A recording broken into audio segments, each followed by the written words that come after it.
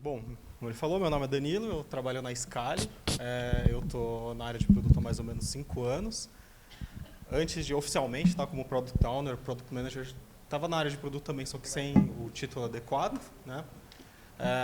Bom, a Scali é uma empresa de aquisição de cliente, a gente tem vários desafios lá na jornada de aquisição, né? Basicamente o resumo é esse. Assim, tô fazendo o PM3, bem legal o curso, parabéns. É engraçado ver vocês falando na velocidade normal, assim, que eu acelero o vídeo, né? Mas é bem legal. Tô entusiasmado aqui com o painel. Perguntas?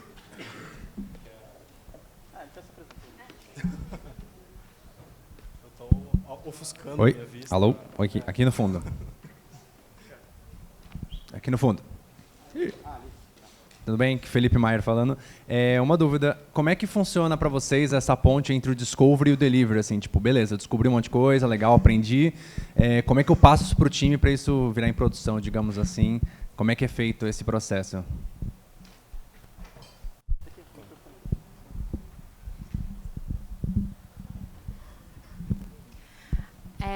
Na Acreditas, a gente tenta fazer uma coisa sempre bem integrada.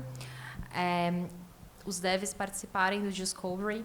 A gente já colocou os devs no momento muito inicial do Discovery e a gente teve reclamações do tipo, nossa, ainda nem sabe se vai fazer isso ou se não vai. Então, a gente ainda está tentando achar o ponto ótimo de em que momento que faz sentido envolver, mas pelo menos ter alguém de tecnologia participando do Discovery é sempre muito importante. Não necessariamente envolver o time inteiro desde o início, mas já envolver pelo menos um desenvolvedor para que no momento que a gente começar a fazer a etapa de delivery, eles já estejam por dentro de todas as motivações, por que a gente decidiu aquilo daquela forma, etc. E mesmo no Discovery, eles podem contribuir com muitas ideias também, né? Então, vamos tentar usar uma solução, fazer uma solução aqui mais simples para validar alguma coisa. Então, por exemplo, esse checkbox que a gente fez, que eu tinha mencionado, a gente fez em formato teste AB para ver se a gente ia ter efeitos em conversão. A gente fez isso bem rápido, só para a gente ter alguma coisa embasada para tomar nossa decisão. Então, é sempre muito importante ter o pessoal junto com a gente. Não sei como funciona para vocês. É exatamente isso. Acho que na sua pergunta você falou como é que passa para o time de desenvolvimento. Na verdade, não passa. Eles estão envolvidos desde o começo. Nem que seja eles não participarem e a gente passar o que a gente aprendeu e o que a gente colheu naquele último discovery que a gente fez. A Malu citou que, às vezes, a gente envolve dev e eles não gostam. E, realmente, depende do perfil. Tem dev que quer estar envolvido desde o começo, tem aquele cara que foge o máximo possível. Você tem que saber dosar. Você com o PM influencia, mas eu acho que a responsabilidade é do UX de puxar as pessoas o tempo inteiro. Então, é o UX que tem que ir lá com o dev e falar, cara, quem é que vai dessa vez? Quem é que vai agora? O PM apoia, tem que dar apoio para essa tomada de decisão, mas você tem que envolver eles. No pior cenário, você só comunica o aprendizado, mas no cenário ideal, você faz um rotation. Assim, um dia é um dia é outro, e vai evoluindo. Se o que reclama não gosta de early stage, deixa ele por último. Então, você tem que saber dosar mesmo. Eu acho que esse é o lance que acontece bastante lá comigo. Acaba que no dia a dia os caras até querem se envolver no Discovery, mas estão atoladaços. Então, o que eu faço mesmo na prática, sei lá, 90% das vezes, ao invés de envolver o time de engenharia, eu sempre abro e tal, quer participar, está rolando isso aqui, mas eu sempre trago os highlights direto no Slack, assim, cara, acabei de falar com o cliente aqui, descobri isso aqui, olha só que legal, a frase do cara aqui e tal, pum. E aí, quando a gente se reúne a cada 2 semanas para falar de retro e coisa assim, eu também trago os aprendizados. Nesse meio tempo aqui, a gente aprendeu sobre isso, esse problema aqui, está acontecendo isso aqui, eu estou pensando isso aqui, o que vocês acham? Né? Para onde que a gente vai? Então, é mais ou menos assim. Eu até mencionei ali na palestra que um dos aprendizados que a gente teve foi, um dos erros que a gente teve foi de envolver os devs muito tarde no processo.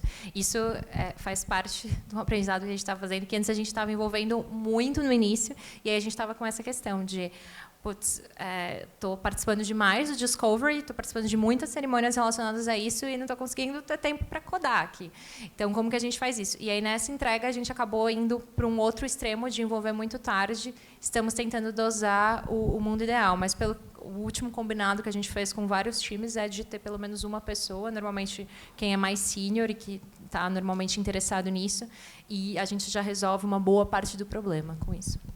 Assim, o que as pessoas falam é dosar. Eu até falei na palestra, 10 a 20% o engenheiro e o PM e o UX ficam de 80% a 90%. Claro que é difícil mensurar o que é 20% do engenheiro, mas é só para ter uma ideia de que não, realmente é uma pequena parcela do tempo dele, porque ele tem entrega para fazer. Lá na Scali, a gente tem 2 tipos de squads com definições um pouco distintas, né? A gente tem produtos para B2C, né? Tem Customer Facing, e tem alguns produtos internos para ajudar no nosso dia a dia. Nos produtos que são B2C, a gente tem adotado o Dual Track Agile, e tem uma parceria muito forte com o Product Design também. Então, a parte de Discovery, basicamente, é liderada pelo Product Design. Eu acompanho bastante quando estou nesse tipo de squad, ou que tem um Product Manager lá, e a gente usa uma proporção parecida com o que o Marcel falou, na parte de delivery mais envolvido até uns 20%, sim, e na parte de discovery os engenheiros também são envolvidos mais numa proporção menor. E a gente tem um deslocamento, né, do que é discovery e delivery, assim, a gente tenta estar 2 sprints na frente com a parte de discovery, e quando você cria um engajamento do time, acho que vai ficando um pouco orgânico isso também, então não tem um momento, um evento específico da participação de um ou de outro, a gente é bem orientado a resultado, então, basicamente, no deploy está todo mundo junto, ou observando o resultado, fazendo uma medição, vai acontecendo mais naturalmente. No começo, acho que foi bastante importante, a gente entender o que estava todo mundo fazendo, mas depois foi ficando bem natural. Assim.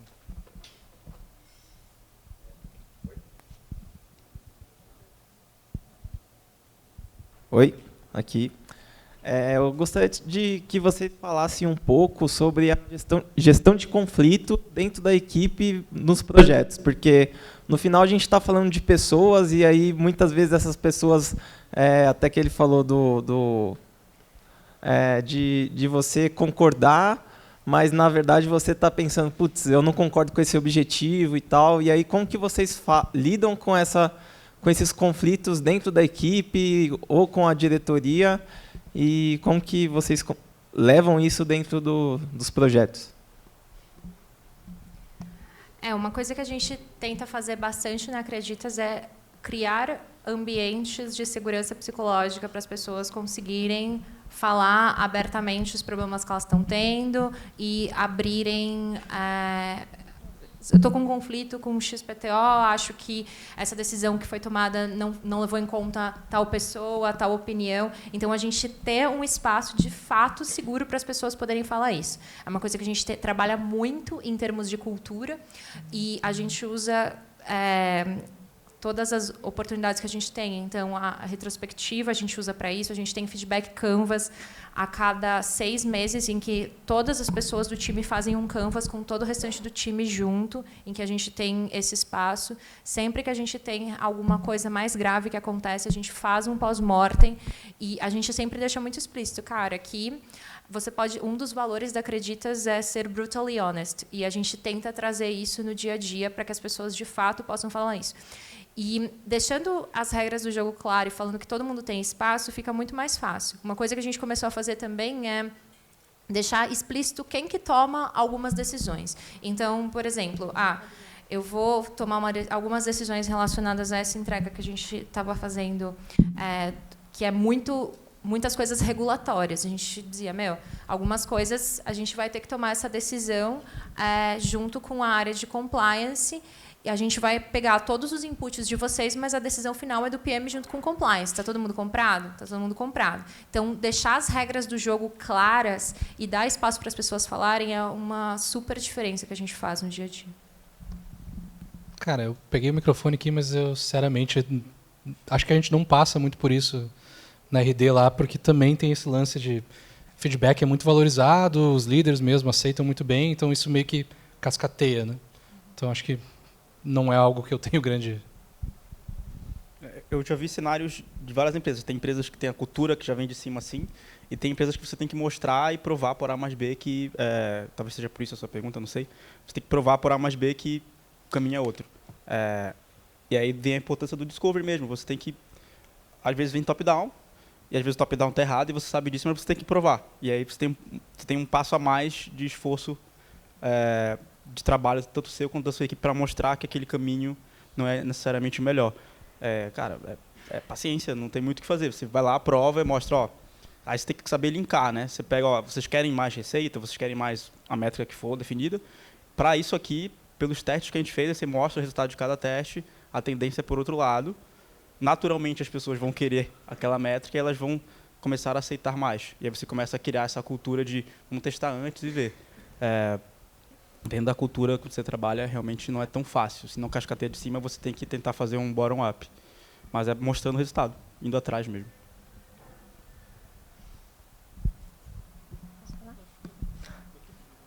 Oi, boa tarde. Aqui? A minha dúvida, na verdade, surgiu com o case da Malu, que ela apresentou. E aí eu percebi que na maioria não, acho que em todas elas, as perguntas que vocês levantaram e estudaram, a opinião, não necessariamente a opinião da TI, como eu posso dizer? Na verdade, a TI foi favorável em todas as questões que vocês levantaram e estudaram. A minha dúvida é, vocês acham que o PM acaba ficando um pouco na mão de TI por não ter esse conhecimento técnico que eles têm? E, se sim, como tentar resolver isso? Não, foi em relação ao seu case que me veio a pergunta, mas acho que é aberta a todos, acho que se aplica. Eu volto para a discussão disso, de ter um ambiente em que é extremamente colaborativo e todo mundo tem voz, né? Se não existe esse espaço de confiança e de todo mundo estar aberto a ouvir a opinião de todo mundo, fica muito complicado. Muitas vezes, uma coisa que a gente criou na Acreditas cara, se tem um desenvolvedor falando que a gente precisa pagar um débito técnico XPTO nesse momento, e ele está trazendo para a gente os argumentos, então faz sentido a gente pagar aquele débito, sabe? E não necessariamente ficar lutando para falar, não, o que importa é só que tem que entregar rápido, então vamos deixar de resolver isso nesse momento. Então, o que a gente faz é tentar ter uma conversa assim, muito baseada em fatos e dados de isso é importante por causa de XPTO, isso vai demorar tanto tempo porque a gente vai ter que mexer no sistema XYZ. E, assim, mesmo não tendo o conhecimento todo técnico que as pessoas, que os desenvolvedores têm, você consegue ter uma conversa porque ele te explica, assumindo que você, por mais leigo que você seja, ele consegue te explicar o porquê da complexidade daquilo, né? Mesmo porque, muitas vezes, a demora de uma entrega é uma coisa que você, como PM, precisa passar para a liderança, até para o CEO, em algumas situações. Então, você precisa falar com o time de tecnologia de uma forma que eles consigam traduzir aquilo para quem não é da área, sabe? Então, é importante existir esse ambiente. Eu ouvi uma frase que me intrigou um pouco aqui, que foi TI, né? Me pareceu que o teu problema tem os caras lá da TI e você, né? Isso é a receita para dar errado, né? Então, assim, é muito mais difícil convencer as pessoas que estão lá do teu problema, de por que isso é importante, porque eles também têm os problemas dele lá, estão pensando em outras coisas, né? Então, se não é assim na tua empresa, lutaria bastante para tentar, pelo menos, fazer uma célula onde o time de produto, que é produto, engenharia, design e tal, trabalha junto. E, cara, se está tendo problema com isso, talvez seja o momento de envolver esse pessoal, ou alguns deles, talvez o mais influente, etc., no Discovery, né? A gente tem esse problema aqui, vamos estudar esse problema e vamos tentar achar uma solução em conjunto. Talvez esse seja o problema. Eu queria complementar com outro ponto que você falou, às vezes o PM fica na mão, né? Fica necessitando do time de engenharia de tecnologia. Sim, fica. Sem o time de engenharia, você não está fazendo produto digital, escalável, como a gente com software. Então, acho que, se eu entendi bem sua pergunta, você estava falando sobre o PM ficar vendido, né? Ele sempre tem que ficar lá pagando débito técnico e fazendo o que os engenheiros pedem. Eu tenho uma opinião um pouco polêmica sobre isso. Eu acredito que um PM que entende do lado técnico, não necessariamente se formou em computação nem nada, mas ele compreende mais, ele tende a ser um PM que vai conseguir argumentar melhor com os engenheiros e comunicar melhor com os stakeholders na hora de justificar um atraso ou por que precisa priorizar um débito. Então, é super importante você começar a ter esse conhecimento o quanto antes. Pô, seja entendendo mais sobre estrutura de dados, fazendo pesquisa no banco SQL, seja aprendendo a mexer com a API, fazendo post, put, delete, etc. Seja você entendendo só simplesmente a arquitetura do seu produto de uma maneira mais macro, mas de alguma forma que você consiga comunicar, porque no fundo um dos grandes papéis de um PM é ser um comunicador. Você comunica para o resto da empresa, você comunica para o interno, para o seu time, enfim. Então você tem que entender, sim, assim como você tem que entender da estratégia, do negócio, de discovery, você tem que entender de tecnologia. Tem algumas pessoas que discordam de mim nesse ponto, mas eu acredito que o PM que se destaca é o cara que entende de tecnologia. Então, evitaria você ficar vendido nessa situação. Você pode até negociar melhor com eles. O próprio Marty Kagan, do Inspired, ele sugere, né, que todos os PMs façam um curso de programação e um curso de dados, assim, para que a gente tenha mais esse arsenal para conversar com as pessoas. Acho que concordo com a Malu, o Marcel, nesse ponto, principalmente com conhecimento técnico, né? Acho que um principal aspecto que isso facilita muito, eu vim observando já há um tempo, tenho background de desenvolvimento de software, então eu não tive que aprender, tive que aprender produto, na verdade. O que a gente incentiva mais os PMs lá na Scala que não vieram da área técnica, talvez fazer um curso e aprender, e principalmente por causa da empatia. Né? Você consegue se colocar mais no lugar do desenvolvedor, saber que ele não está fazendo braço curto ou elevando a complexidade para ganhar mais tempo ou coisa do tipo. Então, quando formulou a pergunta, eu fiquei também um pouco, achei bem estranho a TI, né? Esse tipo de, parece uma visão meio old school, assim, das grandes empresas querendo implementar a transformação digital. É bem comum ouvir esse tipo de relato. Eu acho que para quem está na área de produto, e se é produto digital, eu acho que é bem importante considerar, sim, avançar com conhecimento técnico para fazer fluir legal o seu produto lá, a rotina e tudo mais. Acho que é isso. Bom, oi, aqui. Meu nome é Eric. Acho que durante a palestra de vocês ficou muito claro sobre a importância de ter um processo de discovery, né? É claro que acho que alguns de vocês comentaram sobre o prazo mínimo ideal. A minha dúvida está um pouco relacionada a isso. Quando que a gente identifica que é um momento correto de a gente começar a conduzir um processo de discovery e delivery, considerando um produto que ele já é estabelecido, entre aspas, né? Tem uma série de oportunidades, mas que ainda não foram mapeadas, e que o processo de discovery ainda não existe. Né? Então, pensa que esse produto já tem um tempo de vida, vamos começar a fazer o discovery agora. Em que momento vocês veem que, legal, aqui meu feeling é que a partir daqui eu já posso trabalhar a priorização do backlog, enfim, discutir, refinar isso técnico para desenvolvimento. Acho que tenho uma dúvida um pouco relacionada a isso, porque eu participei desses processos em relação a produtos recém-criados, onde você conduz esse produto. Agora, quando você já pega um produto pré-estabelecido, ao meu ver, acaba mudando um pouco o processo, porque você vai se ambientar em relação a ele. Como que vocês veem isso? Cara, agora, a resposta é essa. Quando você voltar para o escritório, amanhã, começa. Suponho que você já começou. Quando que você identifica que é um momento exato, legal, aqui eu vou continuar com o meu processo de discovery, mas a partir daqui eu tenho que ter um número X de oportunidades mapeadas, eu tenho que falar com um número X de clientes, não sei, quando que eu posso trazer. É claro que eu tenho o meu feeling, a partir do momento que você começa a encontrar várias coisas comuns a ambos, você já vê uma oportunidade significativa ali, mas tem um momento exato que vocês falam, putz, é agora?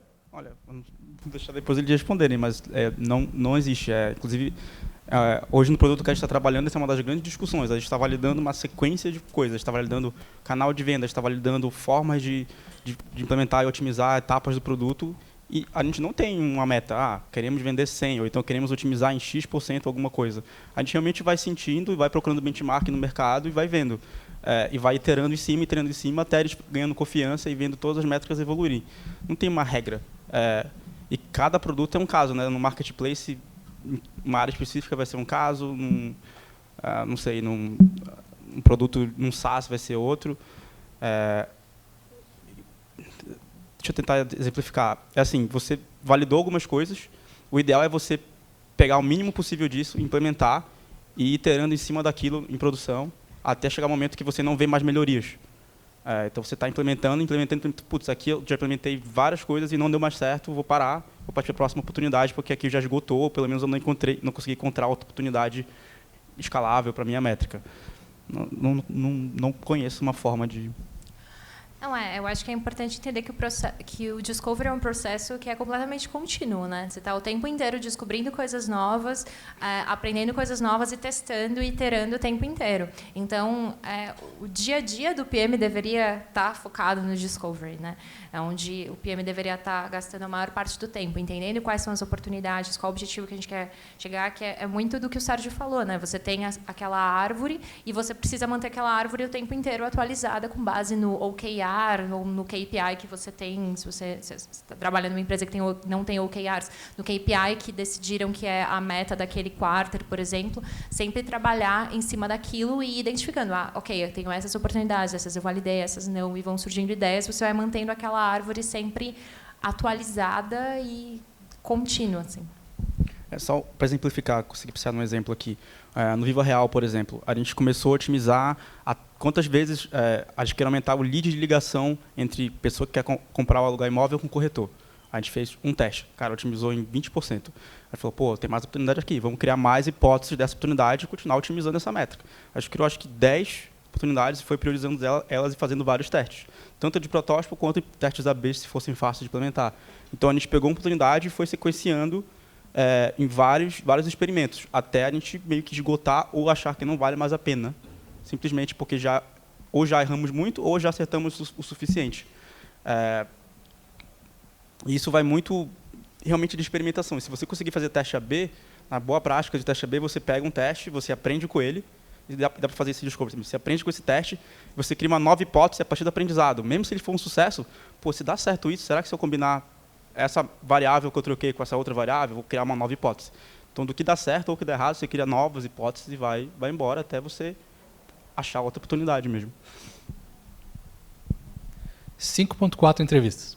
Não, tô de sacanagem. Não tem, mas deixa eu te fazer algumas provocações que talvez te ajudem nessa dúvida, assim, porque realmente não tem. O quão certo tu tá sobre isso? Né? Cara, eu tenho um grau de confiança muito alto aqui. Bom, então vai fundo, né? Já testou, já provou, tá, né? Chega uma hora que chega. 2, quando tu faz discovery, entrevista, não sei o quê, tu tá descobrindo coisas novas ou tá ouvindo mais do mesmo? Cara, se tá ouvindo mais do mesmo o tempo todo, já foi longe demais. 3, tem aquele modelo mental lá do Jeff Bezos, né, que é decisões tipo 1 e tipo 2. Né? Eu nunca lembro qual que é a 1, qual que é a 2, mas a moral é que, tipo, digamos, a 1 é quase irreversível, né? Pô, uma vez que tu decidiu isso aqui, tu não vai mais conseguir mudar, ou vai ser muito difícil, ou muito dinheiro, enfim. E as decisões do tipo 2, cara, tu pode decidir isso aqui e amanhã, se tu mudar de ideia, tudo bem, né?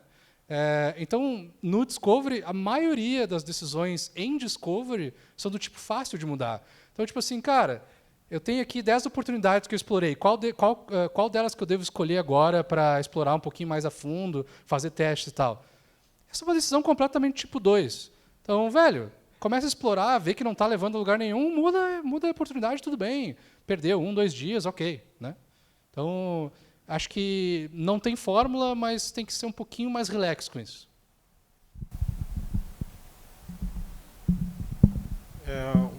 Acho importante uma coisa ficar bem clara para quem de repente não tem na rotina, né, todo o processo de discovery. O discovery não é uma etapa do produto, né, como o pessoal tem falado, é um processo contínuo, é um mindset, é cultural às vezes, né, então está muito ligado a errar também. E se você não tem um espaço para errar de maneira segura e elegante, né, dentro da sua empresa, acho pouco provável dar certo qualquer tipo de iniciativa de discovery. A gente lá, por exemplo, tinha uma URA que era muito engessada, não dava para mudar nada, nem a opção do menu trocar de lugar. Uma das primeiras iniciativas lá que a gente tocou foi isso. Não, a gente precisa tirar, tem que colocar alguma coisa que permita com que a gente faça teste AB, faça análise, né, gere dados para a gente tirar a conclusão em cima daquilo, porque é um processo todo de aprendizado contínuo também, né? Acho que não tem você não está fazendo, está atrasado. Acho que é bem por aí.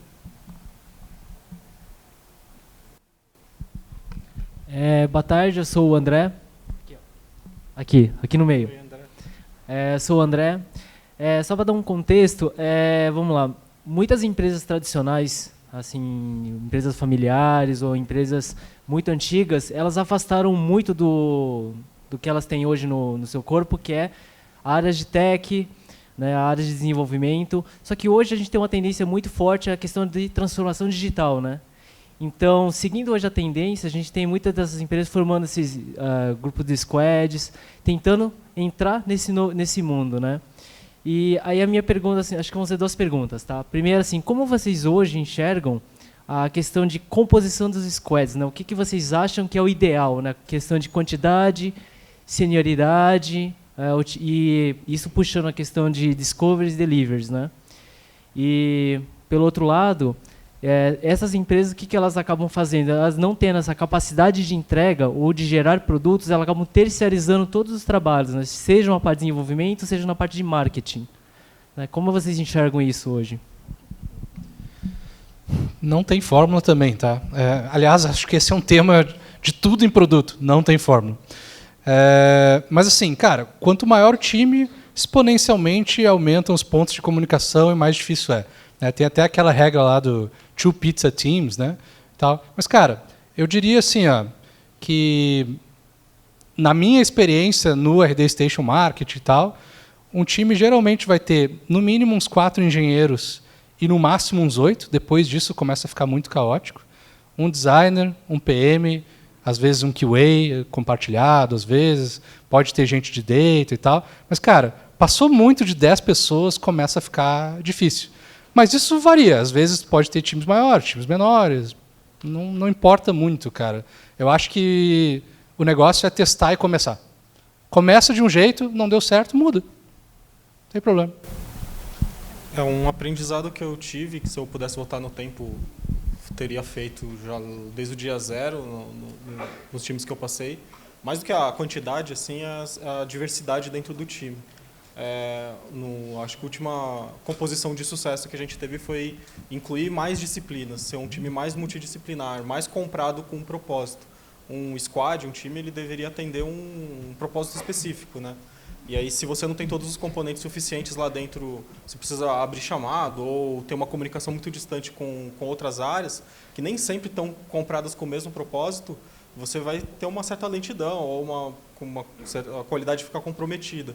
A gente ajustou isso lá e deu bastante certo. A primeira experiência que eu tive num time multidisciplinar de verdade, no modelo mais Spotify lá também, e tá sendo bem interessante assim, ver o resultado do time, tá andando bastante, e o alinhamento muito bom, que é uma coisa muito difícil fazer no dia a dia. Assim, pelo menos eu passei por bastante dificuldade de alinhamento de propósito, visão, quando você coloca... E não precisa ser do mesmo departamento, sabe?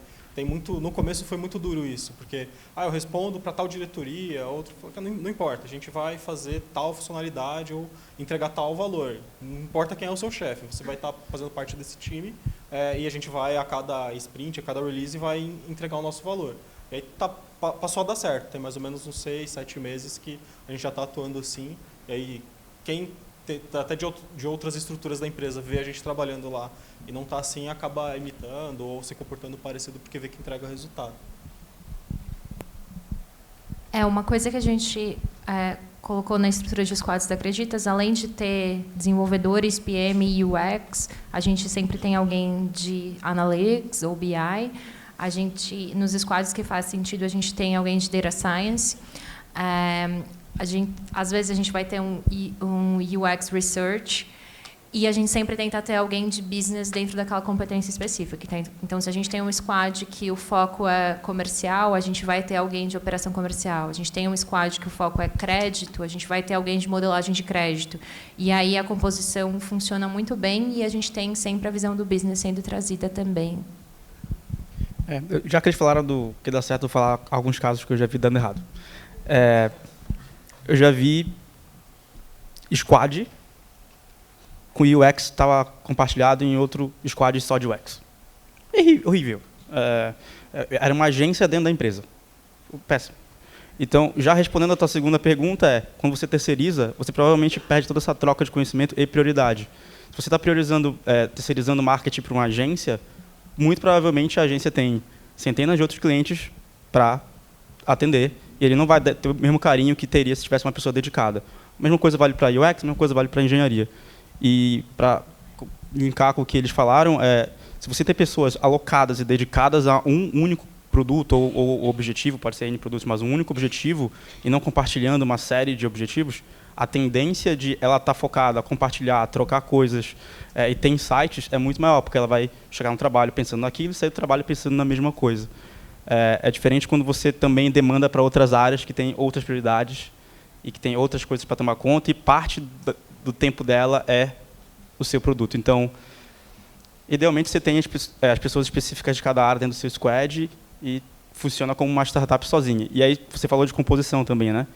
Cara, depende do contexto da empresa. O Spotify, por exemplo, ele não tem pessoas de vendas do squad. Geralmente é engenheiro, UX e PM. Já o Nubank tem um multidisciplinar, né? Tem especialistas, mais parecido com o que eu acredito, os especialistas daquele squad. Então, depende da sua empresa, da estrutura. Eu tendo a acreditar, e até pela experiência que eu estou passando hoje, que os especialistas dentro do squad aceleram muito mais as coisas e desenrolam muitas burocracias que tem quando você depende de outras áreas. Então, tendo a preferir o multidisciplinar real, mas aí é questão de preferência e contexto mesmo. Aqui em cima. Tá muito claro... A última, hein? Aqui. Só fazendo que é a última. Ah, sim, sim. Para mim está muito claro já que da importância de todo o time de produto estar envolvido, tanto designers, PMs e desenvolvedores nesse processo de discovery. E assim, com a evolução do design com o tempo, a gente consegue ver que os designers eles estão participando cada vez mais diretamente na estratégia de produto, e eu queria saber de vocês, da percepção de vocês, de até onde vai as atribuições ou funções e responsabilidades dos designers dentro do processo de discovery e do PM. Pergunto isso até mesmo para entender um pouco mais essa questão da accountability do PM mesmo, fazendo um link com o que o Alexandre falou mais cedo.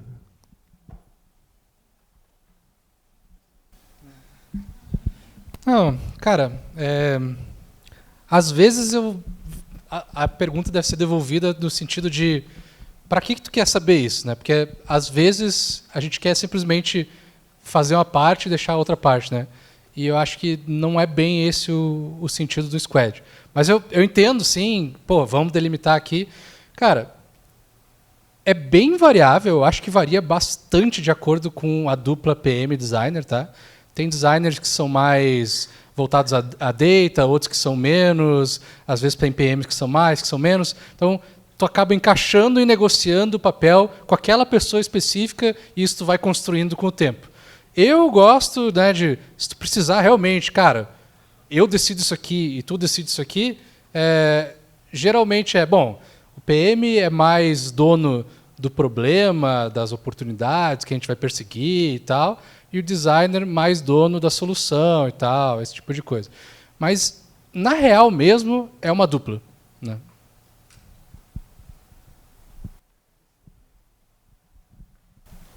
Eu não sei falar no mercado inteiro qual é a proporção adequada de responsabilidade de cada um. Mas a gente, no começo lá, quando montou os times e combinou que iria trabalhar com essa dupla mesmo, né, de Product Designer e Product Manager, a gente usou a analogia lá do capitão do barco e do cara que fica lá com o telescópio lá, verificando se tem terra à vista, né? Onde o capitão do barco, o PM, é o cara que está lá com o leme na mão, e o Product Designer descobrindo qual que é o melhor caminho, né? A gente usa bastante essa analogia. Mas eu acho que vale de testar, vale até da personalidade de cada um, né? Agora, acho que a competência dos dois combinadas, eu acho que gera um valor adicional ao famoso 1 mais 1 igual a 3, né? Acho que não tem fórmula correta. Em geral, acho que o Product Manager sempre fica responsável pelo impacto, né? Isso é uma coisa que eu acho que é um pouco inegociável. Eu não sei como que é na estrutura de vocês. Mas, no final das contas, lá, se o resultado não vem, é a gente que vai estar lá no board, lá, falando sobre isso, né? Saber usar as ferramentas da maneira adequada para cada contexto. Obrigado, pessoal. Obrigado pela participação, obrigado pelas perguntas. Valeu, Marcel, Sérgio, Malu, Danilo. Alô, tá funcionando. Valeu.